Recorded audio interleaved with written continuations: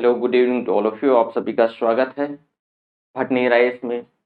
और हम स्कीम्स पढ़ रहे थे। ये स्कीम्स का तीसरा लेक्चर है। इसमें से हम हेल्थ मिनिस्ट्री के अंतर्गत जो है स्कीम्स पढ़ रहे थे। तो इसमें हम इस लेक्चर में हेल्थ मिनिस्ट्री के अंतर्गत जो भी स्कीम्स है और जो आयुष मंत्रालय के अंतर्गत है वो सारी चीजें पढ़ लेंगे। देखो, यहाँ सबसे मोस्ट इम्पॉर्टेंट ये है कि मैंने अभी आपको बताया कि भाई स्टेट सिविल सर्विस के एग्जाम आने वाले हैं। यूपीएससी का हो गया है और यूपीएससी 2020 के लिए जो है ये मोर देन सफिशिएंट है। और जो अभी रिसेंटली एग्जाम आने वाले हैं तो प्री और मेंस के लिए देखो, भटनी राइस का हमारा ऐप है, गूगल प्ले स्टोर से जाके डाउनलोड कर लेना है। कंप्लीट वीडियो मिलेगा, कंप्लीट पीडीएफ मिलेगा, टेस्ट मिलेगा। ये प्राइस इसका बहुत रीजनेबल है, 750 रुपया है इसका प्राइस। ठीक है, ये ध्यान देना है आपको। साथ में अगर हम बात करते हैं तो इसमें से जो सबसे इम्पोर्टेंट बात ये है कि अगली हमारी जो स्कीम है, राष्ट्रीय डिजिटल स्वास्थ्य मिशन। राष्ट्रीय डिजिटल स्वास्थ्य मिशन। देखो, राष्ट्रीय डिजिटल स्वास्थ्य मिशन यानी national digital health mission, okay. यह एक पूर्ण डिजिटल स्वास्थ्य पारिस्थितिकी तंत्र होगा। कंप्लीट डिजिटल हेल्थ इकोसिस्टम होगा। जिसके तहत 4 प्रमुख डिजिटल पहल इसमें से क्या होंगी। इसके अंतर्गत प्रमुख 4 डिजिटल पहल में हेल्थ आईडी, व्यक्तिगत स्वास्थ्य रिकॉर्ड, इंडिविजुअल हेल्थ रिकॉर्ड। इसके साथ साथ डिजी लॉकर यहाँ का किसकी जरूरत है, डिजी डॉक्टर। साथ में आपको स्वास्थ्य सुविधा जो है स्वास्थ्य सुविधा registry, health care registry launch किया जाएगा।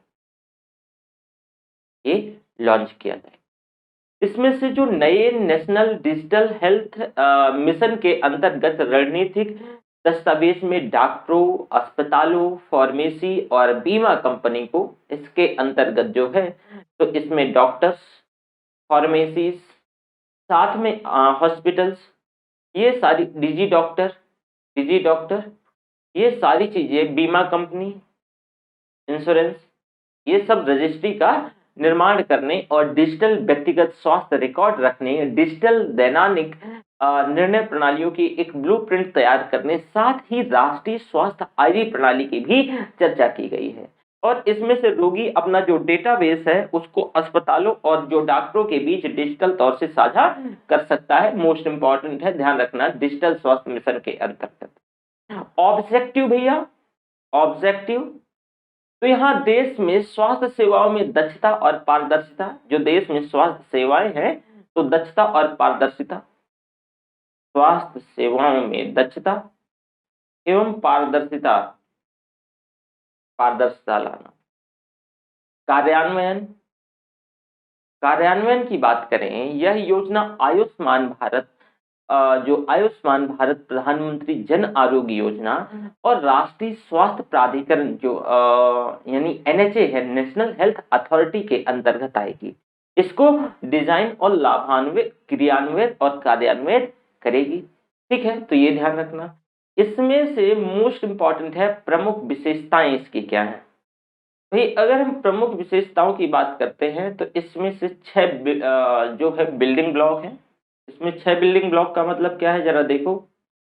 इसमें से हेल्थ आईडी, दूसरा है डिजी डॉक्टर, तीसरा है स्वास्थ्य सुविधा हेल्थ केयर रजिस्ट्री, चौथा है इंडिविजुअल डेटा रिकॉर्ड ई फार्मेसी, और आपका अगला है टेली मेडिसिन। ये 6 इसके बिल्डिंग ब्लॉक है, इंपॉर्टेंट है, ध्यान रखना। ओके, साथ में मिशन के तहत प्रत्येक भारतीय को एक हेल्थ आईडी कार्ड मिलेगा, जिसमें से उपचार और नैदानिक और डिस्चार्ज समरीज इसमें शामिल होंगी। व्यक्ति के साथ इसमें से चिकित्सा विवरण संग्रहित जो डेटा होगा, नागरिकों के परामर्श के लिए अस्पताल के दौरे के दौरान जो डॉक्टर और हेल्थ प्रदाता है उनको इस डेटा तक जो है एक्सेसिबिलिटी दी जाएगी। स्वास्थ्य आईडी डिजी डॉक्टर, इसके साथ साथ इसमें स्वास्थ्य सुविधा रजिस्ट्री का जो स्वामित्व है, संचालन और रख रखाव भारत सरकार के द्वारा किया जाएगा।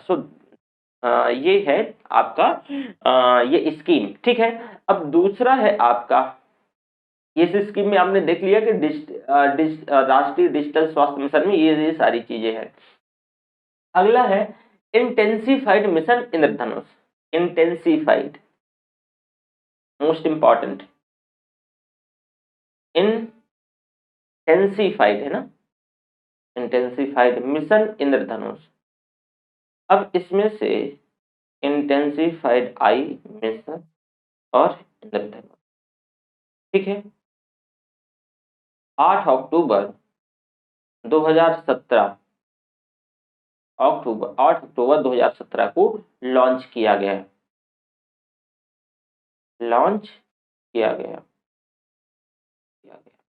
ताकि 2 साल तक के हर बच्चे को और उन सभी गर्भवती महिलाओं तक पहुंच बनाई जा सके। 2 साल तक के हर एक बच्चा, चाइल्ड, गर्भवती महिलाओं तक की पहुंच बनाई जा सके, जिन्हें यूआईपी के तहत छोड़ दिया गया है, जिन्हें यूआईपी के तहत छोड़ दिया गया है, ठीक है। तो आपने ये देखा इंटेंसिफाइड कंप्लीट नहीं हुआ अभी मिशन, मैंने इंटेंसिफाइड 2.0 भी बताऊंगा। इंटेंसिफाइड जो अभी रिसेंट का है 3.0, ये ध्यान रखना, ये आ सकता है। अब देखो इंटेंसिफाइड, इसी के अंतर्गत इंटेंसिफाइड मिशन 2.0, इसको वर्ष 2019 में उन लोगों तक पहुंच सुनिश्चित करने के उद्देश्य से लॉन्च किया गया था जिन तक माता IMI1 है ना, जो ये, इसके तहत हम टीकाकरण उपलब्ध नहीं करा पाए थे माता को या बच्चों को। साथ ही इसके तहत चिन्हित जिलों और ब्लॉकों में पूर्ण जो बच्चों को और गर्भवती महिलाओं में के कवरेज में तेजी लाना भी शामिल है, ठीक है।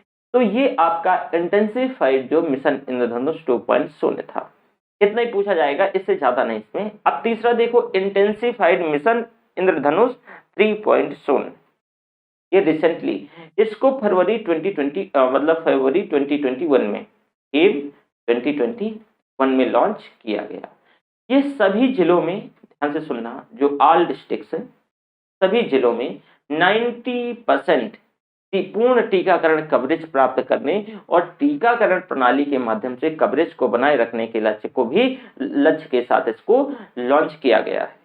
उन बच्चों और गर्भवती महिलाओं पर ध्यान केंद्रित किया जाएगा जो कोविड-19 महामारी के दौरान अपनी टीके की खुराक लेने से चूक गए हैं। इसके तहत प्रवासी क्षेत्रों और दुर्गम क्षेत्रों के लाभार्थियों को भी लक्षित किया गया है।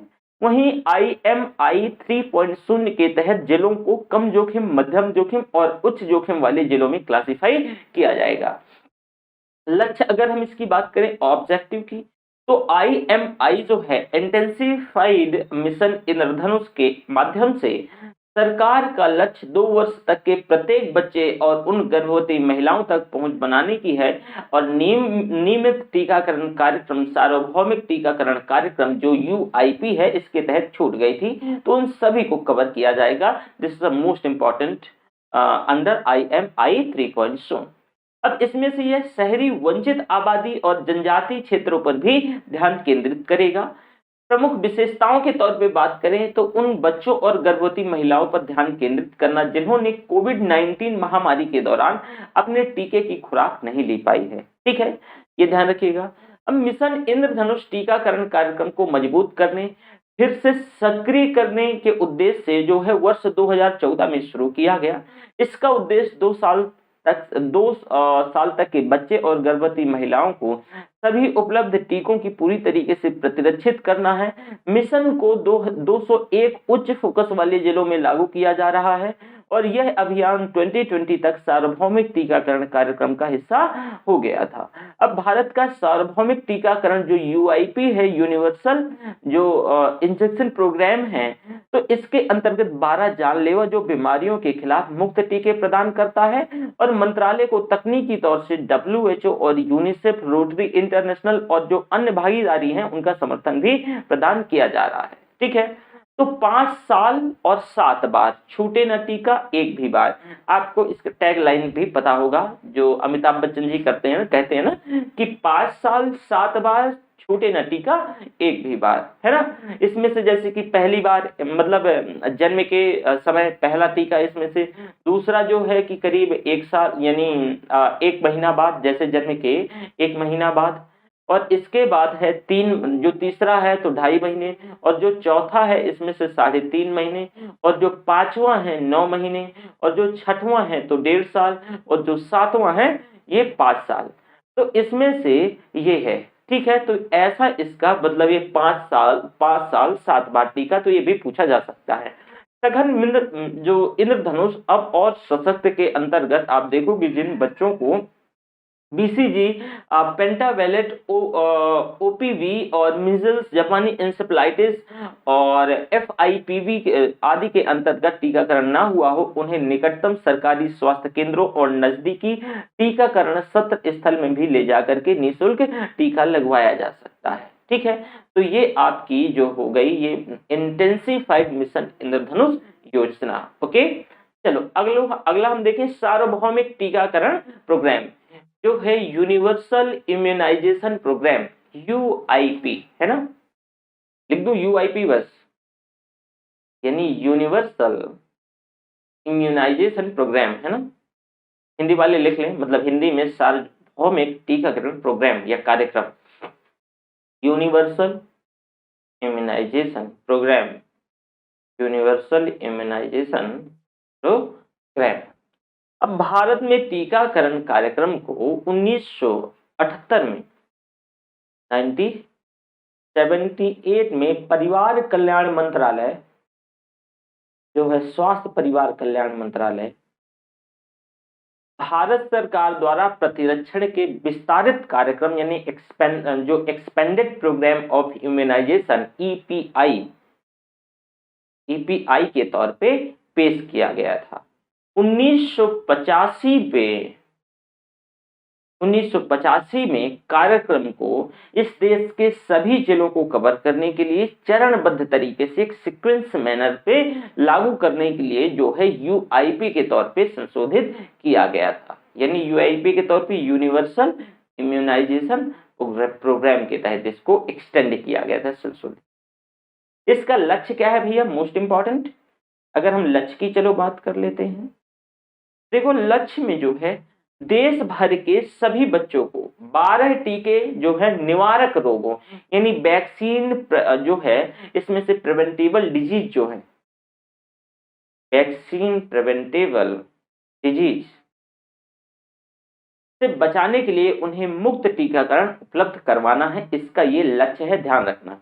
यानी देश भर के सभी बच्चों को 12 टीके, 12 टीके क्यों? क्योंकि जो टीके ये हैं रोग जो निवारक रोगों, जो वैक्सीन प्रिवेंटेबल डिजीज है, उनसे बचाने के लिए ये 12 टीके मुफ्त लगाए जाएंगे।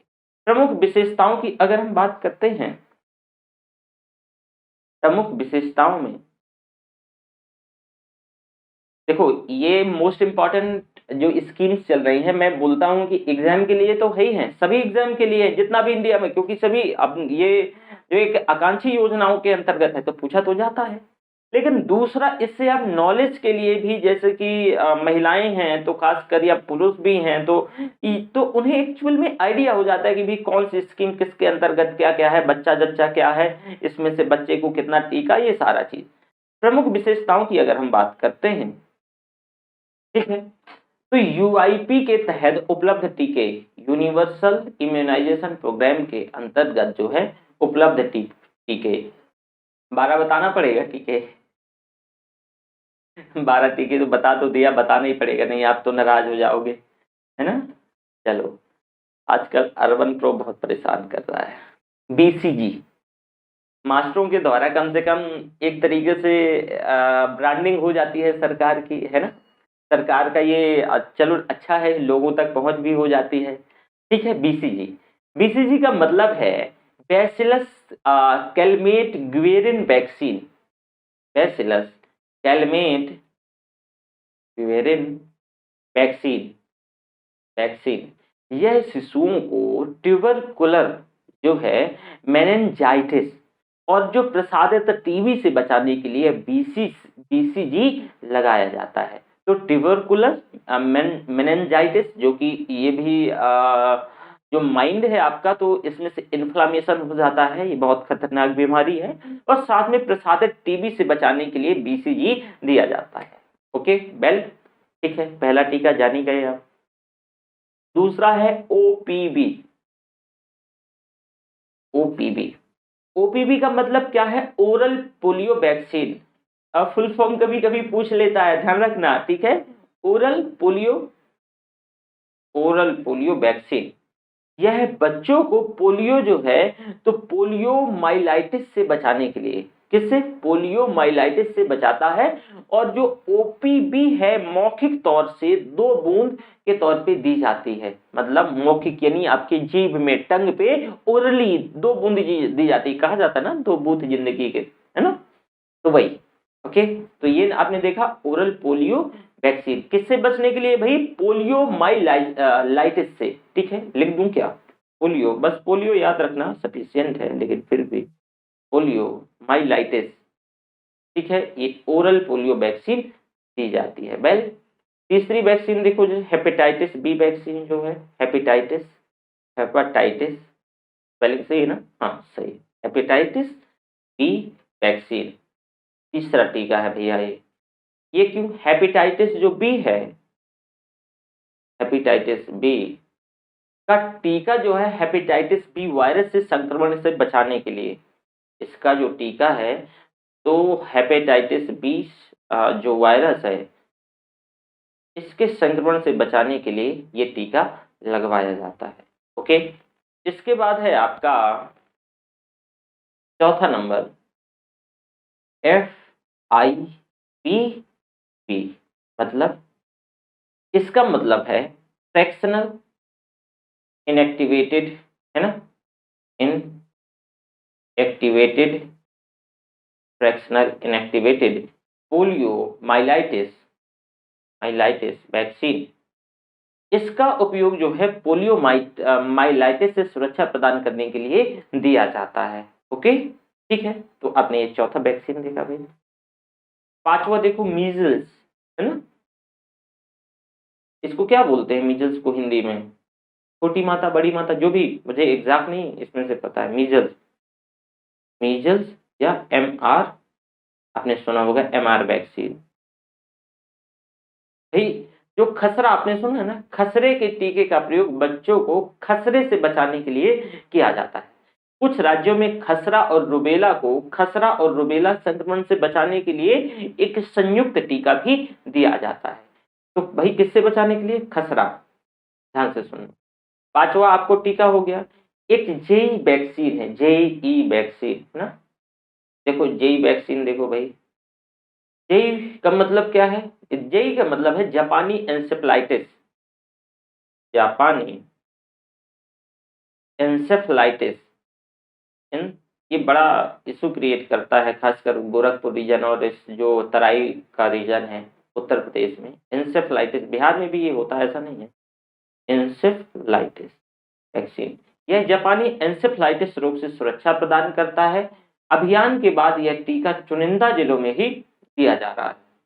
अभियान के बाद ये जो टीका है चुनिंदा जिलों में, सभी में नहीं। ठीक है, जैसे कि मैंने आपको गोरखपुर का तराई, गोरखपुर का या फिर तराई रीजन बताया। ठीक है। अगला है पेंटावेलेट वैक्सीन। 6 नंबर हो गया जापानी एंसेफ्लाइटिस, तो 7 नंबर होना चाहिए पेंटा, पेंटावेलेट, है ना। पेंटावेलेट को ऐसे लिखा जाएगा, पेंटा वैक्सीन, है ना। पेंटावेलेंट वैक्सीन जो है बच्चों को डिप्थीरिया, टेटनस, इसमें से पेंटावेलेंट देखो 5 इसमें से इसका संयुक्त है, तो इसमें से क्या क्या भाई? डिप्थीरिया, डिप्थीरिया, वेल, इसके बाद टेटनस, पार्टुसिस, क्या भाई? पार्टुसिस, हीमोफिलस जो है, हीमोफिलस, इन्फ्लुएंजा टाइप बी, कितना हो गया, एक दो, haemophilus influenza type b, influenza type b इसमें से, और hepatitis type type b, influenza type b और hepatitis type b, hepatitis type b. इससे बचाने के लिए यह संयुक्त टीका है। तो पेंटावैलेंट, समझ में आया, पेंटा 5 बीमारियों से, डिप्थीरिया, टेटनस, पार्टुसिस, हीमोफिलस और हीमोफिलस टाइप बी, और इसमें से हेपेटाइटिस टाइप बी। ओके, ये हो गया, 7 हो गई ना, 7 टीका।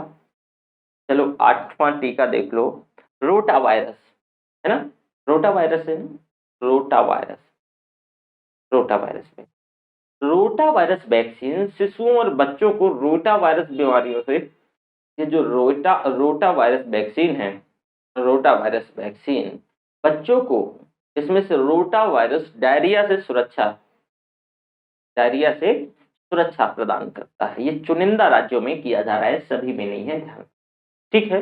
अब इसके अंतर्गत लिक्विड वैक्सीन की 5 बूंदें करीब 2.5 ml जो है लियोफिलाइज्ड वैक्सीन मौखिक तौर से टंग पे दी जाती है। This is a rota virus vaccine. अगला है भैया 9वें नंबर का PCV. PCV is stand for, यानी पीसीवी का मतलब क्या है, न्यूमोकोलल, पी यहाँ पे साइलेंट होता है, न्यूमोकोलल कंजुगेट वैक्सीन, है ना, पीसीवी वैक्सीन। यह शिशुओं और छोटे बच्चों को जीवाणु जो है स्ट्रेप्टोकोकस न्यूमोनिया के कारण होने वाली जो बीमारी है उससे बचाने के लिए ये पीसीवी दिया जाता है। ओके, इसके साथ साथ इसमें से डीपीटी बूस्टर है, 10वें नंबर में देख लो, डीपीटी बूस्टर, डीपीटी बूस्टर भैया, ये डीपीटी एक संयुक्त टीका है। यह बच्चों को डिप्थीरिया और टेटनस पार्टुसिस से बचाता है। डिप्थीरिया, टेटनस, पार्टुसिस और टेटनस से बचाता है, ये संयुक्त टीका है। ओके, नंबर 11 जो है इसमें से tetanus and adult diphtheria, tetanus and adult diphtheria vaccine, tetanus and adult diphtheria vaccine, इसमें से क्या है भाई, वृद्धावस्था समूह में डिप्थीरिया के खिलाफ जो घटती रोग प्रतिरोधक क्षमता को रोकने के लिए टीटी वैक्सीन को यूआईपी में टीडी टीकाकरण जो है इसमें से टेटनस डिप्थीरिया को प्रतिस्थापित करेगा। ठीक है, तो ये आपने देखा। अब टीकाकरण किसी व्यक्ति को 12वां नंबर में, किसी भी व्यक्ति को संक्रामक रोग है तो इनसे प्रतिरक्षा या फिर प्रतिरोधी बनाने की एक प्रक्रिया है।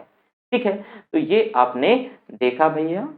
अब अन्य योजनाएं और इनिशिएटिव्स, अन्य योजनाएं और पहल।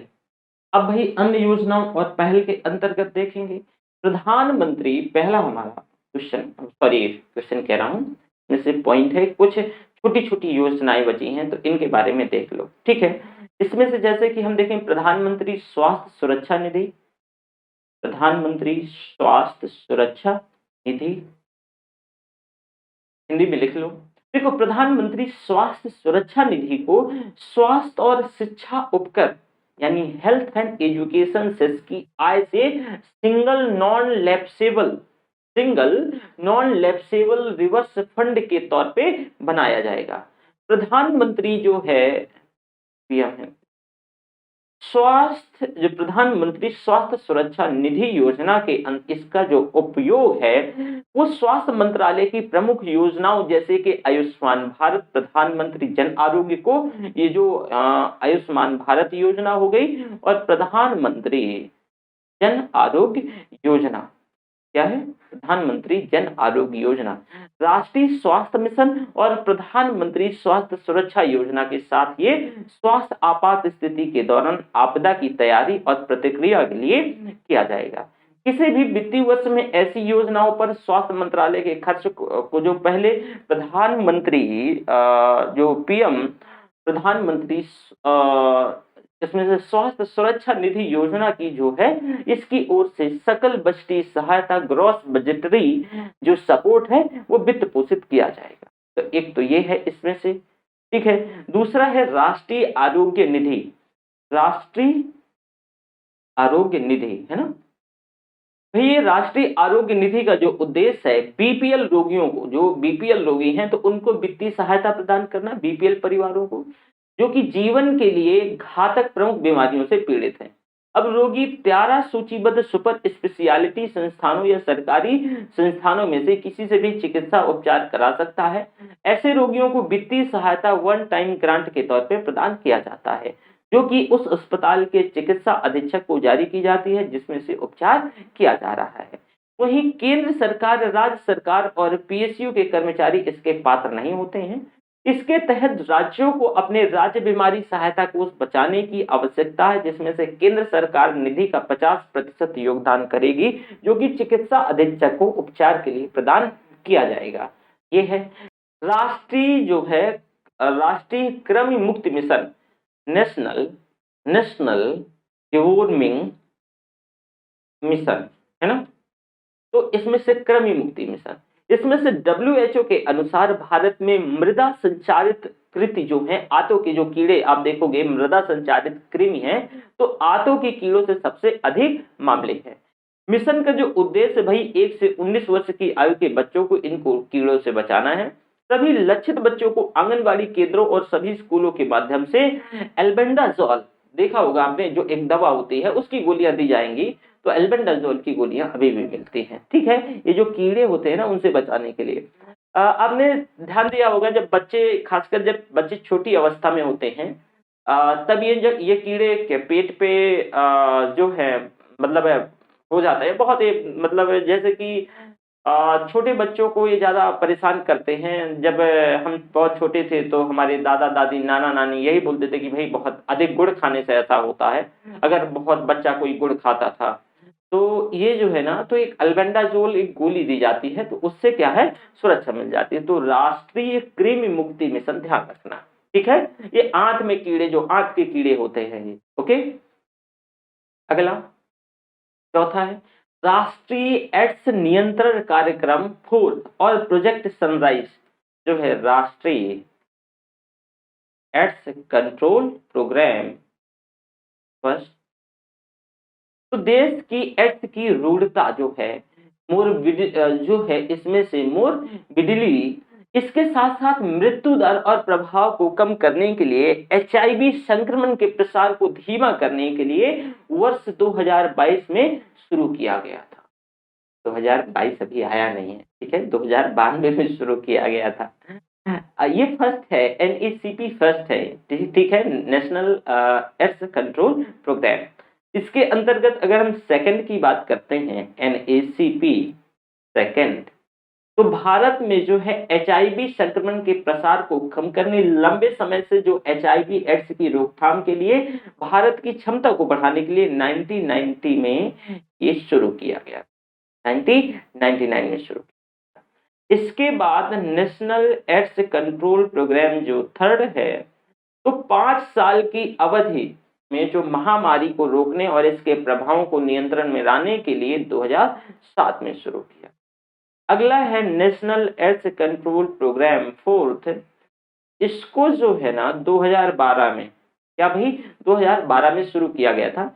इसके तहत अगले 5 वर्षों में HIV एड्स की वृद्धि दर में कमी लाना और इस महामारी की रोकथाम एक सुनिश्चित ढंग से करने का उद्देश्य था, ठीक है। अब उद्देश्य जो है नए संक्रमणों को 50% तक कम करना। 2007 जो NACP थर्ड की आधार रेखा, यानी जो है HIV एड्स के साथ भी जो रहे सभी व्यक्तियों का व्यापक देखभाल सहायता प्रदान करना और उन सभी के लिए उपचार सेवाएं उपलब्ध करना जिन्हें इनकी आवश्यकता है, ठीक है। तो ये रही है। अब प्रोजेक्ट सनराइज क्या है? प्रोजेक्ट सनराइज तो उत्तर पूर्वी राज्यों में बढ़ते HIV के जो केसेस हैं, कि बढ़ते HIV संक्रमण से निपटने के लिए केंद्र सरकार के द्वारा 2015 में, कहा भाई, नॉर्थ ईस्ट स्टेट, जो नॉर्थ ईस्ट के स्टेट है 2015 में प्रोजेक्ट सनराइज शुरू किया गया था। इसका उद्देश्य है कि एचआईवी या एड्स से पीड़ित लोगों के लिए निःशुल्क उपचार और देखभाल सुविधाएं प्रदान करना। इन पूर्वोत्तर राज्यों में बीमारी के बारे में अधिक जानकारी, ये क्या है, जागरूकता फैला। ठीक है, इसका उद्देश्य यह है कि 90% नशा करने वालों को एचआईवी से निदान दिलाना और उन्हें 2020 तक निःशुल्क उपचार प्रदान करना। आपको इंजेक्शन से नशा जो लेने वाले एड्स हो गया, दूसरी बीमारियां पाई जा रही हैं, तो देश से इंजेक्शन में नशा लेने वालों को औसतन 7.14% एड्स से वो ग्रस्त हैं। और यह राष्ट्रीय एड्स नियंत्रण संगठन जो है नार्को द्वारा यह संचालित है, जो कि रोग नियंत्रण केंद्र के तहत वित्त पोषित है और यह राज्य एड्स नियंत्रण संगठनों और गैर सरकारी संगठनों के समन्वय से लागू किया जाता है। ओके, एक छोटी सी पहल और है, निश्चय पोषण योजना।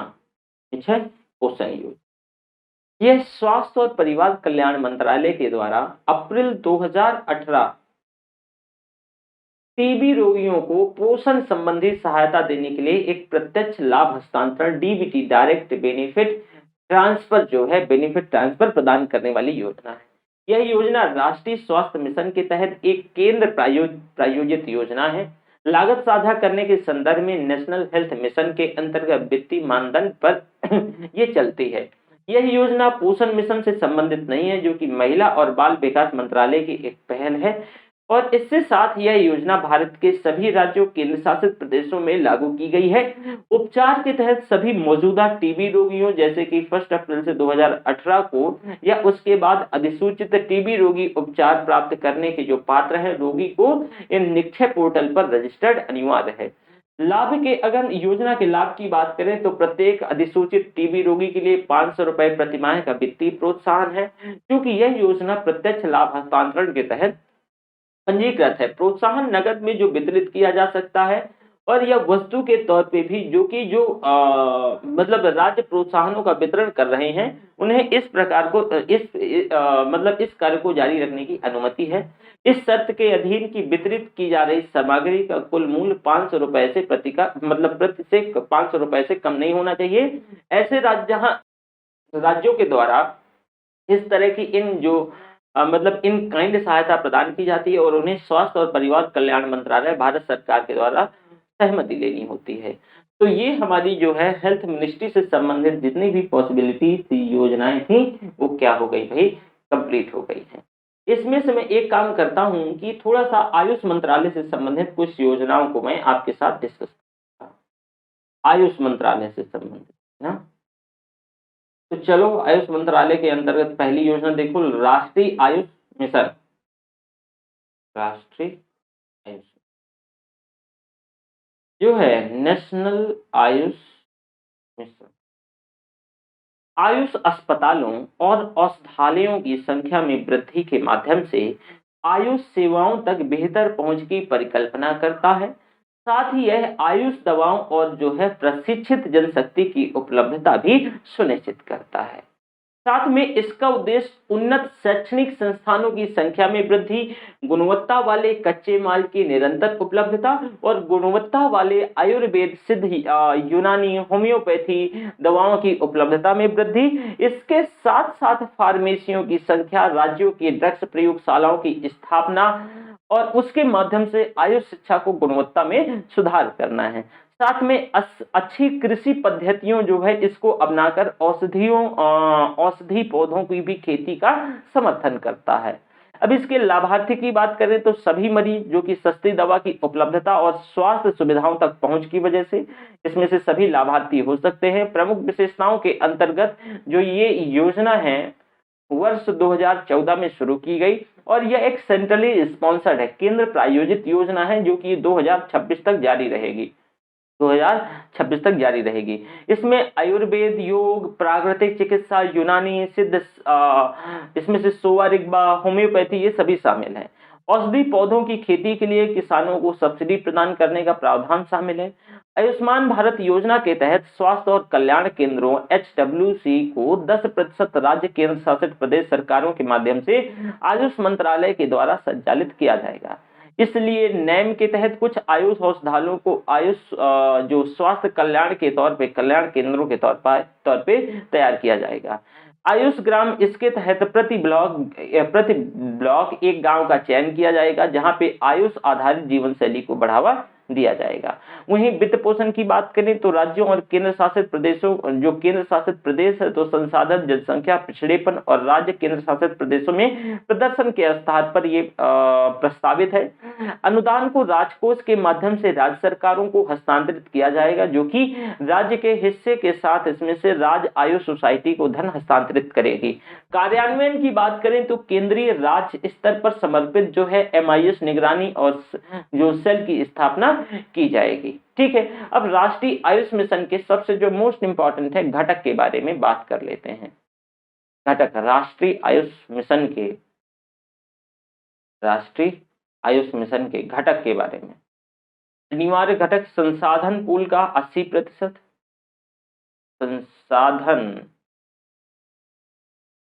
पूल का 80%।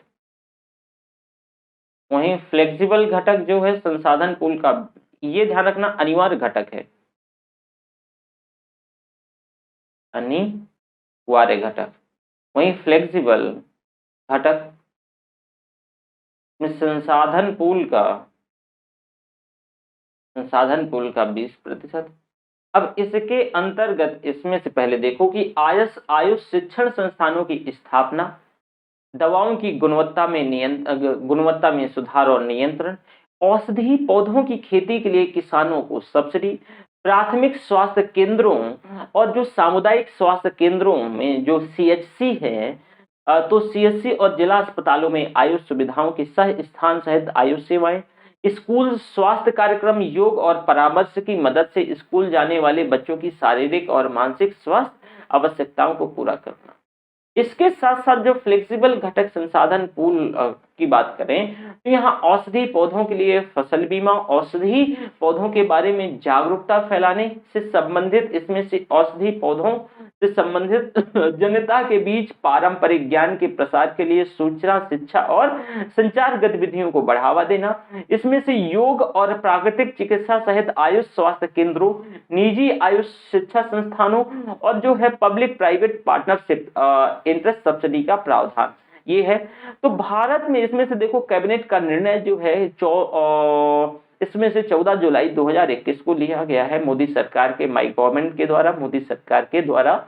अब भारतीयों के समग्र स्वास्थ्य को बढ़ावा देने के लिए केंद्र प्रायोजित योजना आयुष मिशन को जारी रखने की मंजूरी मिली है। 31 मार्च 2026 तक ये करीब इसमें से 4,607 करोड़ रुपए का वित्तीय व्यय, इसके साथ राष्ट्रीय आयुष मिशन जारी रहेगा। दवाओं की उपलब्धता, प्रशिक्षित श्रम बल के माध्यम से आयुष स्वास्थ्य सेवाओं तक एक बेहतर पहुंच बन सकेगी।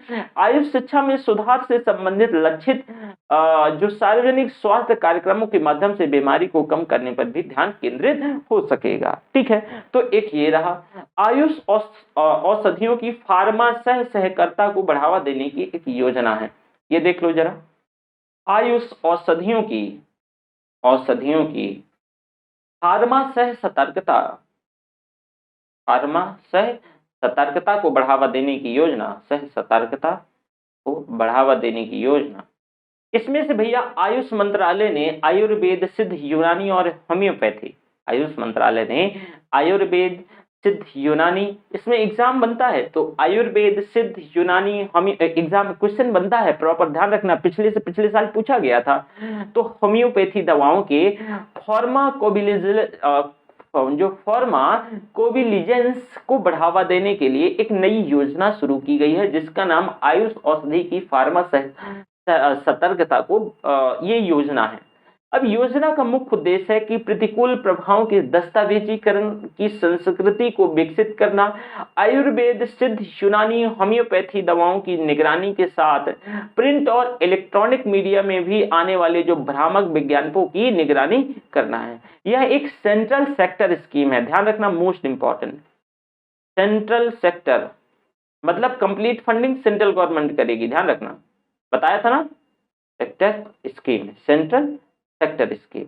ठीक है, इसके साथ साथ लक्ष्य की बात करें तो जो है फार्माकोविजिलेंस पहल संभावित तौर से असुरक्षित एएसयू एंड जो एच दवाओं को भ्रामक विज्ञापनों का पता लगाने में मदद करेगी। यह संभावित असुरक्षित और जो है एएसयू एंड एच दवा पता लगाने के लिए राष्ट्रीय फार्माकोविजिलेंस सेंटर जो है, इंटरमीडिएटरी फार्माकोविजिलेंस सेंटर और पेरिफेरल कोविजिलेंस सेंटर के जो है त्रिस्तरीय की स्थापना सुविधा प्रदान करना चाहता है। क्रियान्वयन की बात करें तो आयुष मंत्रालय के तहत एक स्वायत्त निकाय अखिल भारतीय आयुर्वेद संस्थान को पहल की विभिन्न गतिविधियों के समन्वय के लिए राष्ट्रीय फार्माकोविजिलेंस केंद्र के तौर पर नामित किया गया है। तो इसमें से operational framework for the implementation of the pharmacovigilance programme के अंतर्गत, तो ये जैसे कि इसमें से आपको स्टीयरिंग एंड मॉनिटरिंग कमेटी होगी, टेक्निकल एडवाइजरी कमेटी होगी, central single detection and the causality assessment committee होगी, और इसके अंतर्गत जो है in order the implemented that the pharmavigilance schemes is systematically order and to developed for the adverse drug reactions. ठीक है, तो इसमें से ये सारी बातों की मतलब ये सारी बातें कही गई हैं। इसमें से बाकी मैंने बता दिया है, और कुछ है कि जैसे जो है स्टीयरिंग मॉनिटरी कमेटी के अंतर्गत जो हेड सीसी मिनिस्ट्री और आयुष, तो ये सारी चीजें हैं, ये इतना डीप नहीं पूछेगा। ठीक है, तो ध्यान रखना। देखो फार्माकोविजिलेंस जो एक ऐसे विज्ञान या फिर गतिविधि के तौर पे इसको परिभाषित किया जा सकता है जो प्रतिकूल प्रभाव या किसी अन्य दवाओं से संबंधित समस्या का पता लगाने या मूल्यांकन करने या समझ या रोकथाम से संबंधित है। अब इसका जो उद्देश्य है दवाओं के जो है उपयोग से संबंधी रोगों की देखभाल और जो है रोगी की स्वास्थ्य सुरक्षा को बढ़ावा देने। एक आपकी आती है अगली जो स्कीम है पारंपरिक ज्ञान डिजिटल लाइब्रेरी। पारंपरिक ज्ञान डिजिटल लाइब्रेरी, भाई यह परियोजना CSIR आयुष मंत्रालय के सहयोग से 2001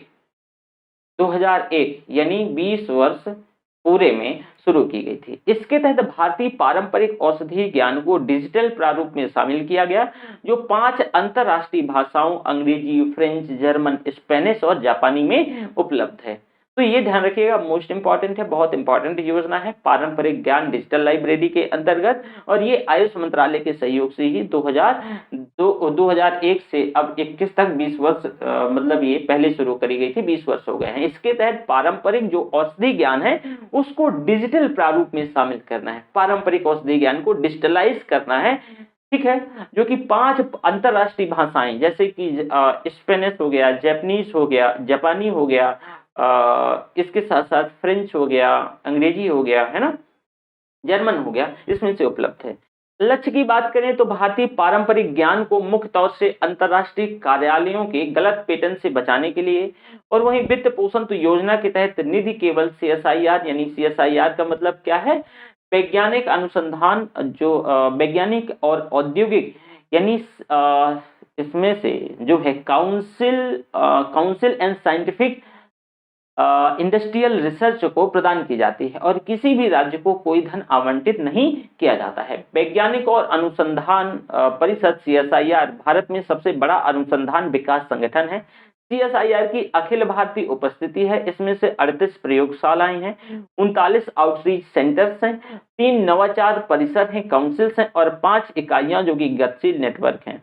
इसका स्थापित जो हुई है सितंबर 1992 में नई दिल्ली में स्थित है। CSIR को साइंस विज्ञान प्रौद्योगिकी मंत्रालय के द्वारा वित्त पोषित किया जाता है। सोसाइटी पंजीकरण अधिनियम 1860 के तहत यह एक ऑटोनॉमी स्वायत्त निकाय के तौर पर कार्य करती है। CSIR में रेडियो, अंतरिक्ष भौतिकी, समुद्र विज्ञान, भूभौतिकी, रासायनिक दवाएं, जीनोमिक्स यानी बायोटेक्नोलॉजी, नैनो टेक्नोलॉजी से लेकर के खनन, वैमानिकी उपकरण, पर्यावरण इंजीनियरिंग, सोशल इंजीनियरिंग नहीं आएगी, सूचना प्रौद्योगिकी, इसमें से सारी चीजें शामिल है। गठन की संरचना जो है तो प्रेसिडेंट भारत के प्रधानमंत्री इसके जो हैं पदेन अध्यक्ष होते हैं। उपाध्यक्ष जो हैं इसमें से केंद्रीय विज्ञान और प्रौद्योगिकी मंत्री पदेन इसमें उपाध्यक्ष होते हैं। गवर्निंग बॉडी महानिदेशक होते हैं, डायरेक्टरेट जनरल गवर्निंग बॉडी का प्रमुख होते हैं, और अन्य पद जो हैं तो सदस्य वित्त सचिव जो व्यय होता है। CSIR सलाहकार बोर्ड जो है विज्ञान और प्रौद्योगिकी से संबंधित क्षेत्रों के प्रमुख सदस्यों को बना एक 15 सदस्यीय निकाय है। इसका कार्यकाल 3 साल तक का होता है। ओके, अगला है कुछ अन्य जो महत्वपूर्ण जो पहले हैं मिशन है, तो देखो मिशन और इनिशिएटिव्स, ठीक है। अब देखो जैसे मिशन मिशन मधुमेह,